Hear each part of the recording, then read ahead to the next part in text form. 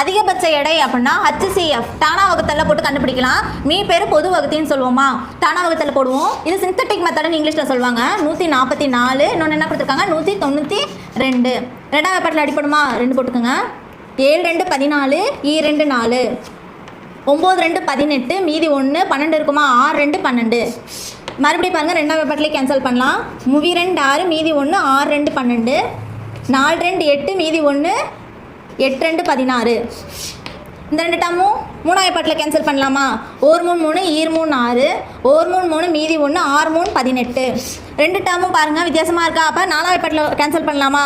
3 12, 4 16. அவ்வளோதான். இது வந்து தனித்தனியாக வந்துருச்சு, இதை கேன்சல் பண்ண முடியாது. இப்போ மீ பேர் பொது வகுத்தினா வகுத்தியை மட்டும்தான் எடுத்துக்குவோம். 2 × 2 × 3 × 4, E 2 4, 4 3 12, 12 48. அப்போ அந்த பையில் எத்தனை இதுனா 48 kg.